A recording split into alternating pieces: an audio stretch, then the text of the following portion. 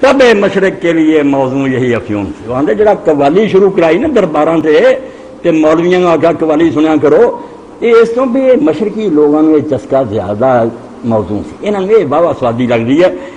تب مشرق کے لیے موضوع یہی افیون تھی، ورنہ قوالی سے کچھ کم تر نہیں علم کلام.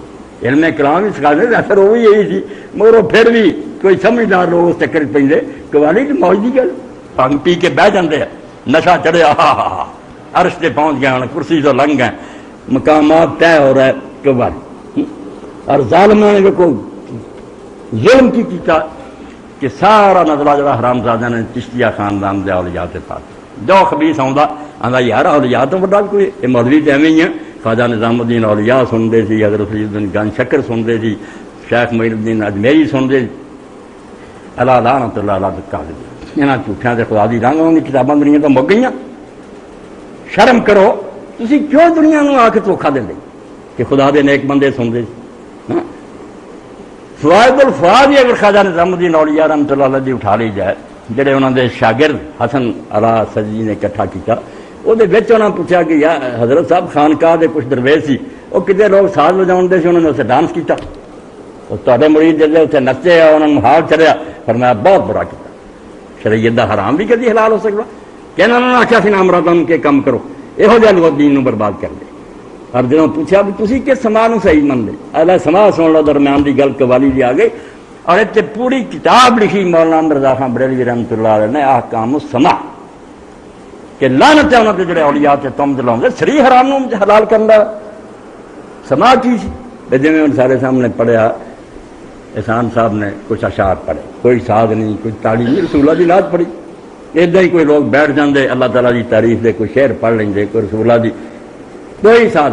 4 شرطاں آپ نے فرمایا، بیان اللہ دی حمد رسول اللہ دی نعت ہوئے، سن والے سارے نیک لوگ رحم اللہ ہوں، دنیا دار بندے نہ ہوں، گاؤن والا یا پڑھنے والا جڑا نظم وہ کوئی اور جاندار یا لڑکا نہ ہو، اور ساز اور تالی بالکل نہ ہو. 4 شرطاں فائدے فرمایا. پھر سیدھا سادہ کسی نے نظم پڑھ لی کوئی گل، یہ تو کل قوالی جائز ہے، قوالی حرام دادیاں ہیں.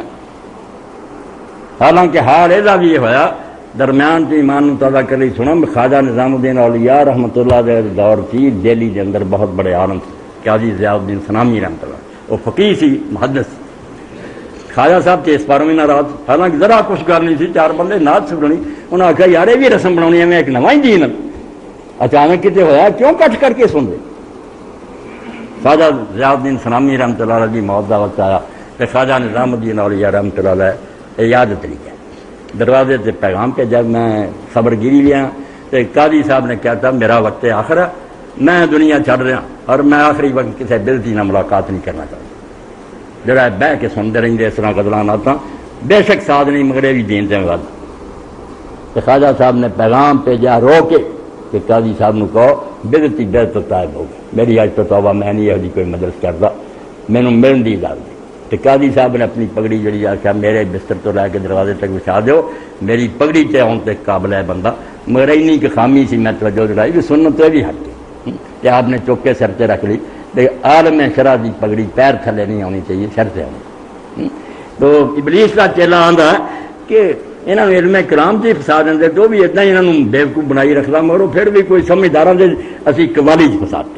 تب مشرق کے لیے موضوع یہی افیون تھی، ورنہ قوالی سے کچھ کمتر نہیں علم کلام.